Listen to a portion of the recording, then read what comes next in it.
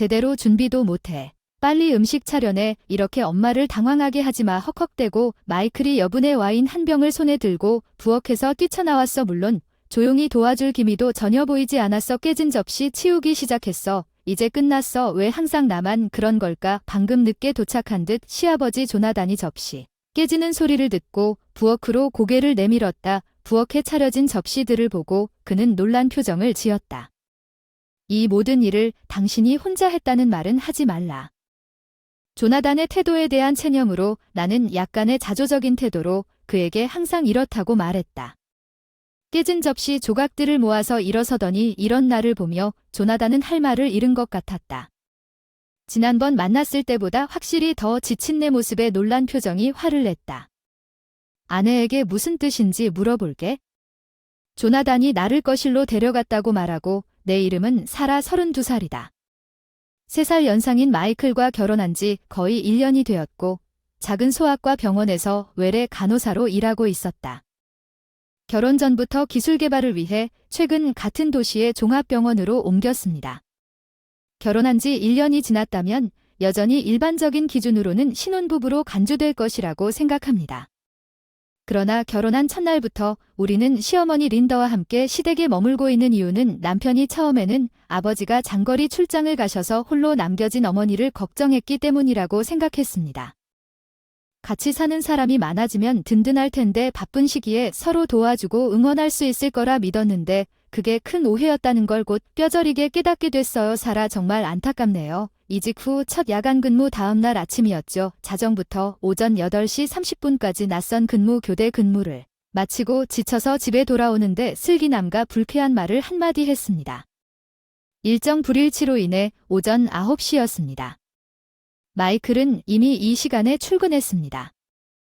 아침을 또 졸린 눈을 비비는 꼼꼼한 며느리가 있어서 아침을 다시 준비하게 해도 너무 번거롭다. 린다는 고맙다는 말 한마디 없이 한 입만 먹고 맛이 너무 강하다고 불평했고 음식은 너무 짜고 졸려서 머리가 뿌옇게 흐려져 불평을 무시하고 잠을 좀 자려고 최대한 빨리 방을 나가려고 노력했지만 내가 떠나려고 할 때 린다가 차갑게 전화를 걸어 잠깐만 사라는 어디 있어요? 가실 것 같은데 아직 치워야 할 접시가 남아 있어요. 미안해요 린다. 제가 방금 야간 근무를 마치고 나왔으니 청소를 맡아주실 수 있나요?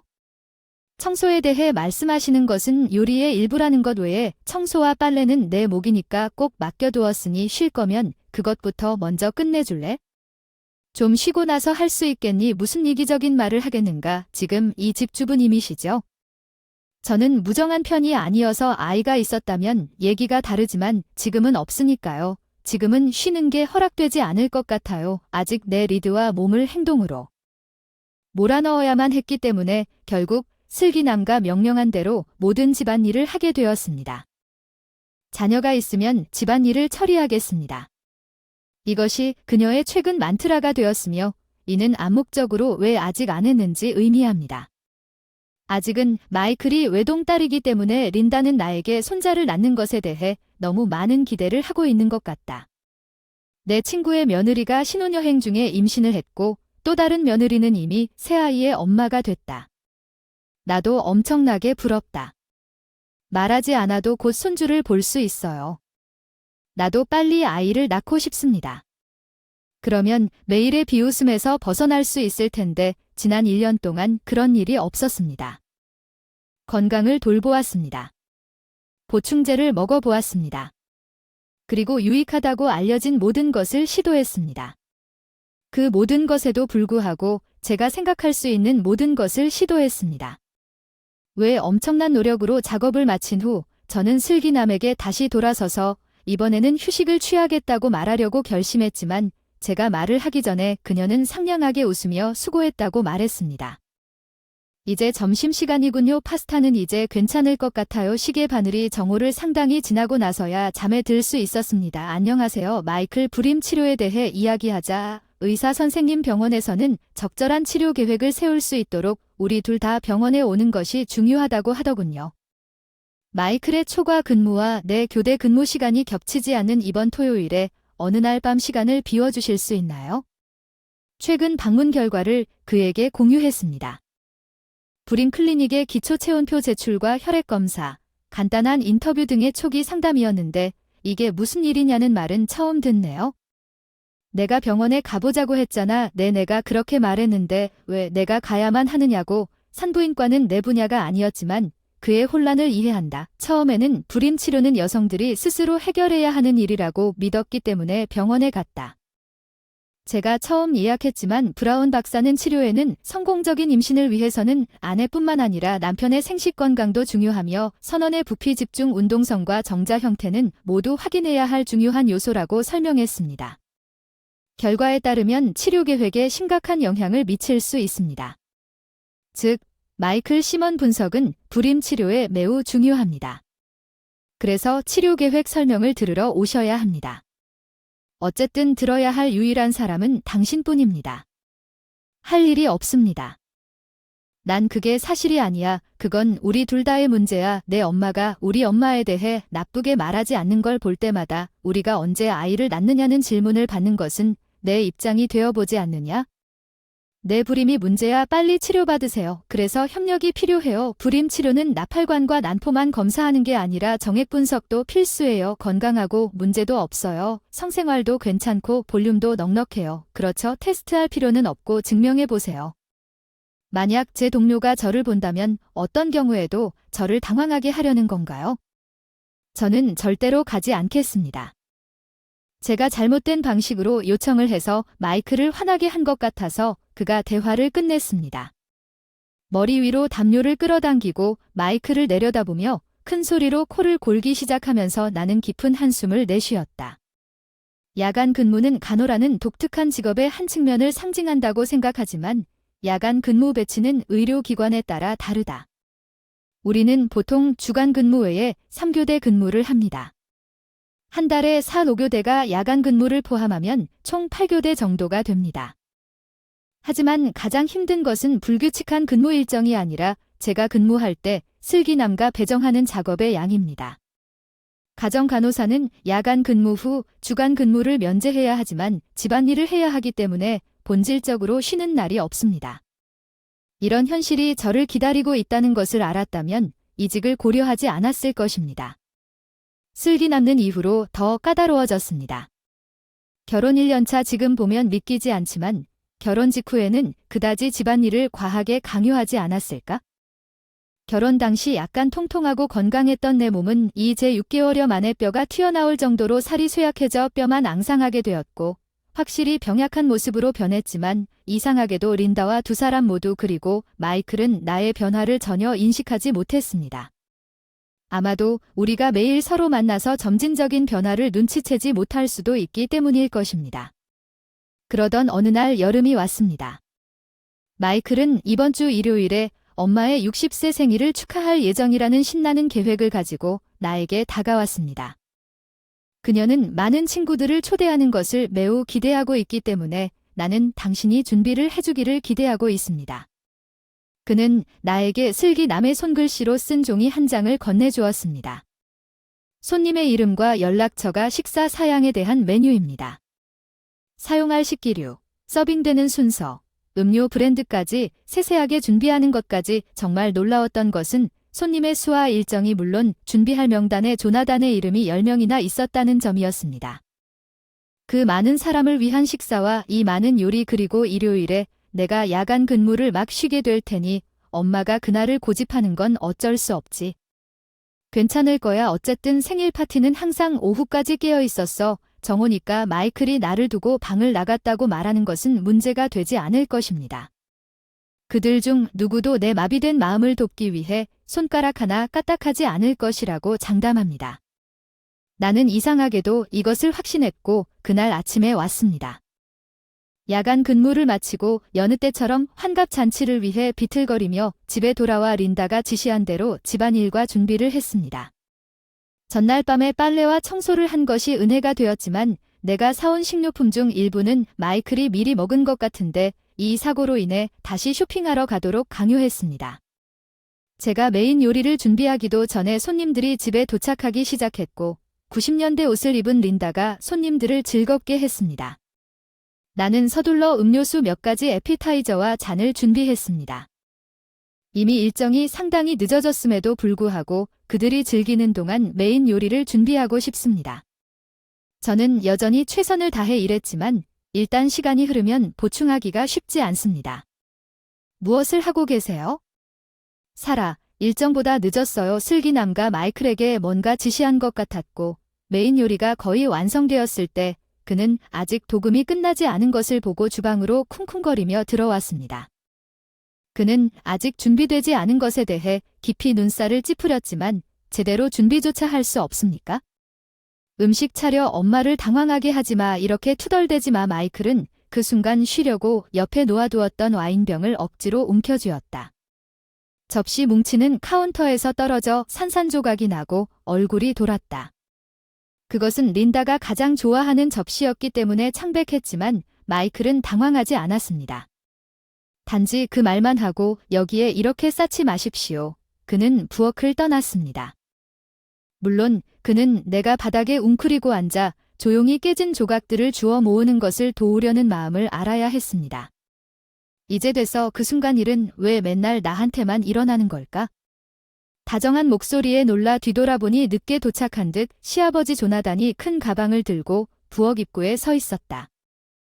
이 모든 것이 놀라워 보이는군요. 세러는 이 모든 일을 당신 혼자 했다고 말하지 않았습니다. 조나단은 준비를 도와주었을지도 모르는 다른 사람을 찾아 주위를 둘러보았지만 체념감을 가지고 이 집에 한 번도 가본 적이 없는 사람은 아무도 없었습니다. 자조적인 표정으로 말했더니 깨진 접시 조각을 모아 다시 나를 쳐다보더니 일어섰다. 조나단은 말을 잃은 듯 지난번 만났을 때와 확연히 다른 내 모습 눈에 띄게 닳고 수척해진 내 머리카락과 피부는 끔찍한 상태에 있었고 눈 밑에는 다크서클이 있었고 예전의 쾌활함은 전혀 남아있지 않았습니다. 그리고 내 앞에 산더미처럼 쌓인 접시와 내 말은 모두 하나의 결론으로 이어졌습니다. 조나단의 놀라움의 표정 이제 분노로 변합니다. 아내에게 무슨 의도인지 물어보겠습니다. 당신도 그가 사용하는 것을 들어본 것보다 낮은 목소리로 와요. 그가 그렇게 말했고 그가 부엌을 떠나려고 할 때 나는 서둘러 그를 말렸지만 요리가 잘 되지 않습니다. 아직 끝나지 않았습니다. 날카롭게 꾸짖으며 나의 약간의 저항을 진정시킬 필요는 없습니다. 그는 나를 거실로 인도했습니다. 거실에 들어서자 린다는 손님들에게 마이클이 모든 사람을 위해 가져온 와인을 붓고 있었습니다. 사라가 얼마나 오랫동안 기다리기로 한 건가요? 아, 드디어 도착했어요. 여러분, 제 남편 조나단이에요. 꽤 오랫동안 혼자 장거리 출장을 갔는데 오늘 저만을 위해 특별한 여행을 다녀오셨고 손님들이 따뜻하게 맞이해 주셨어요. 조나단도 그들의 인사에 답하며 미소를 지으며 간단한 감사의 인사를 전했습니다. 안녕하세요. 여러분, 오늘 파티에 와주신 모든 분들께 감사드리며 항상 제 고민 아내를 지지해 주셔서 정말 감사합니다. 신뢰합니다. 자기야, 이런 특별한 날에 저를 고생 아내라고 부르는 것은 좋지 않습니다. 축하합니다. 문제가 있는 아내는 진정한 의미에서 여전히 문제가 있는 아내입니다. 그 말에 이전에 따뜻했던 거실의 분위기가 즉시 조용해졌습니다. 나는 조나단 뒤에 서 있었지만 그는 나를 자기 옆에 서게 했고 그는 다시 손님들을 향해 돌아섰습니다. 그녀를 소개하고 싶습니다. 이 사람은 세러 마이클의 아내입니다. 안녕. 자기. 세러는 아직 준비로 바쁘고 조나단은 슬기남을 노려보며 끼어들려고 계속 입을 다물었습니다. 그녀는 1년 반 전에 마이클과 결혼했습니다. 그녀는 수용자였습니다. 명랑하고 무엇보다도 아름답게 웃는 젊은 아가씨와 나는 내 아들이 밝은 미래를 가질 것이라고 확신했지만 적어도 6개월 전에는 그녀가 지금 당신에게 어떻게 보일까요? 그녀는 지금처럼 수척하지도 않았고 생명이 없는 것도 아니었습니다. 조나단이 잠시 말을 멈췄을 때 표정 손님들 사이에서 속삭이는 소리가 나타나기 시작했는데 그녀는 확실히 사진과 달라 보였고 확실히 너무 살이 빠졌다. 이런 중얼거림을 들으며 조나단은 다시 린다에게 돌아서서 사라가 왜 그렇게 급격하게 변했는지 설명했습니다. 어쩌면 그녀의 직업이 너무 까다로울 수도 있고 내가 전화상으로 그녀가 연초에 야간 근무가 있는 병원으로 전환했다고 말한 것을 기억하지 못하시나요? 그렇다면 세러의 동료들도 모두 이 건강 상태에 있습니까? 그건 명백한 연구실법 위반 의료노조에 연락해야 할 텐데 아직도 멍청한 짓을 하고 있는 걸까? 오늘 퇴근인데도 쉴 틈 없이 집안일을 하라고 늘 강요했다고 들었어. 그 사람이 그런 상태라는 걸 알면서도 야간 근무를 해서 부엌에서 거실로 가는 길에 있을 그런 큰 파티를 준비하기 위해 그 사람을 혼자 남겨두었습니까? 나는 조나단에게 모든 것을 털어놓았습니다. 지난 6개월 동안 가사도우미는 거의 쉬지 않고 린다가 조나단을 반박하지 못하고 얼굴을 돌리자 엄중하게 마이클을 바라보았고, 사라가 이 모든 일을 겪고 있다는 것을 알면서 당신 마이클은 왜 아무것도 잘하지 않았느냐는 것입니다. 그건 사라와 엄마 사이의 문제야. 그렇지, 그건 나와 아무 상관이 없어. 당신은 결혼식에서 그녀를 행복하게 해주기 위해 그녀를 보호하고 지원하겠다고 무엇을 맹세했습니까? 당신은 그녀가 지금 당신에게 행복해 보이나요? 좀 과하다고 생각했지만 엄마는 우리에게 아이가 없으면 정상이라고 하셨습니다. 남자라면 어머니보다 배우자를 우선시해야 한다고 말씀하셨어요. 둘 다 전철을 궁지에 몰아넣어서 결혼 생활이 파탄난 걸 잊으셨나요?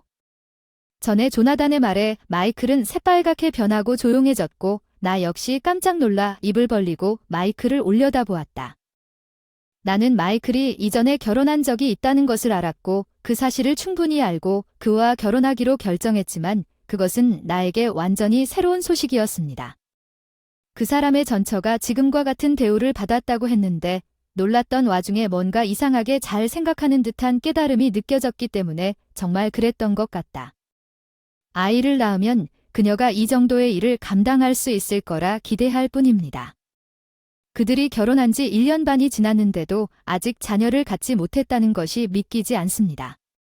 그녀는 내 아들의 아내만큼 여러 면에서 부족합니다. 비록 그 사람이 불임이라 할지라도 그 자체는 죄가 없습니다. 당신의 주장은 잘못된 폭발에 불과합니다. 당신이 누구에게 그렇게 거만하게 말을 한다고 생각합니까? 오랫동안 집을 떠나 있던 당신이 이해하지 못한 내 감정을 어떻게 이해할 수 있습니까? 손자와 함께 얼마나 행복하다고 끊임없이 자랑하는 사람들에게 둘러싸여 있는지 이해할 수 있습니까? 얼마나 비참해서 힘든 일이었는지 아십니까? 그 일로 손주를 너무나 만나고 싶었습니다. 그 상태에서는 조금 안타까웠고 6개월 넘게 견뎌온 육체적, 정신적 고통이 지울 수 없었다면, 마이클의 전 부인에게도 같은 일이 있었다면 더욱 용서할 수 없는 일이라고 생각합니다.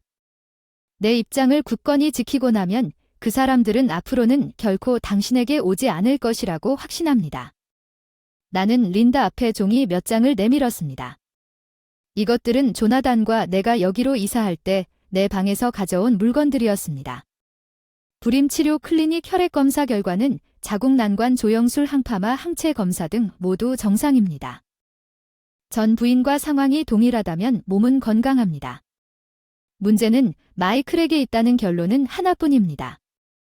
짐작이 맞았어. 그래서 검사 받기를 그토록 꺼렸던 거지. 아직 나를 변호하기는커녕 지금까지 어머니와 함께 나를 하녀처럼 대해줬잖아. 나는 아직도 너를 사랑하기 때문에 검사 결과에 대해 침묵을 지켰지만 소리 지르고 난 뒤에는 오늘 또 그랬는데 넌 손가락 하나 까딱하지도 않고 전처도 끔찍하게 대했다는 걸 알게 됐어. 난 더 이상 상관 안 해. 마이클 이혼하자. 잠깐만 날 붙잡아줘. 불임일 수는 없어. 거짓말이지. 마저 그렇게 생각한다면 제대로 검사를 받아야지. 결과가 좋은지 나쁜지는 더 이상 나에게는 중요하지 않다.